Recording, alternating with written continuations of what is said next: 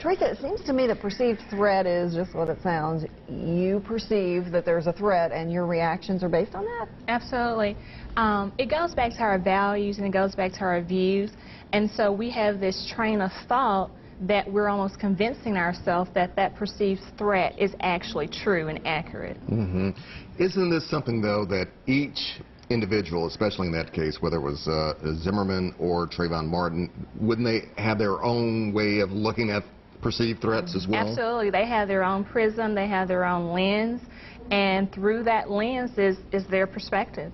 And so how they perceived that situation, that incident, totally different. Both of them perceived to be threatened by each other. So is there a right or wrong, though, when it comes to perceived threats? No, there's not a right or wrong, but I think we do have to examine and analyze our own views and values to make sure that somehow they're not heavily flawed or skewed, and that we're able to merge them where that we can fulfill our part of the social contract that we have with each other.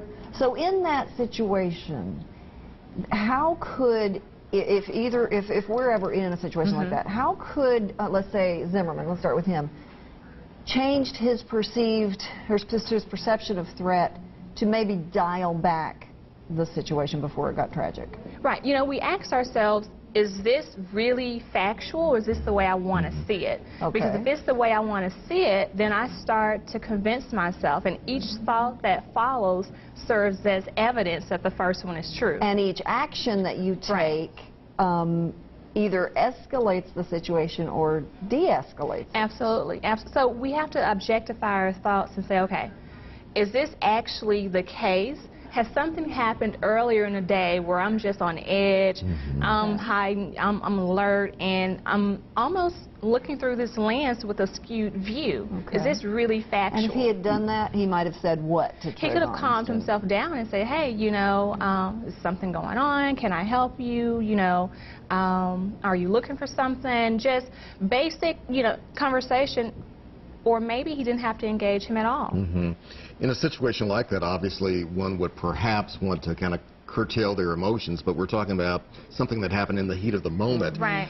As maybe an investigator, as an attorney, how do we kind of cipher and through all of this to kind of get to whatever the truth might be, though? Right. You know, we go back and say, hey, what were those two thinking? And unfortunately, we're not unable to, you know, get accurate thoughts from Trayvon Martin. But those thoughts, whatever thoughts that they had, led to the feelings, and the feelings then led to the actions. And so we go back to our thoughts and say, how are those generated? They're generated by our values, by our belief system, and then before we know it, those thoughts can snowball into a big blur of emotions, and then actions then come as a result of those feelings. And so we covered what Zimmerman could have done in that situation had he taken a moment, counted to 5 or whatever, and thought, okay, why am I feeling like this is a threat? Trayvon, on the other hand, what could he have done? Because I'm sure he probably perceived Zimmerman as a threat as well, and that made him probably a bit more aggressive than he otherwise might have been. Absolutely. Could he have done the same thing and said, hey man, I feel like you're following me. What's going on? Right, absolutely. You know what? Definitely not matching aggression with aggression. Matching that is just not going to work at all. It's going to make the situation escalate and get out of control as it has and as it did. And so not matching that person's aggression, making sure that you're not being pulled out of character. If, you know, if there's no intent to do any harm, don't allow anyone to pull you out of your character and your comfort zone. Because otherwise it can lead to a very explosive situation. Absolutely. All right. Teresa, thank you very much for your time, as always. Thank you. Good thoughts.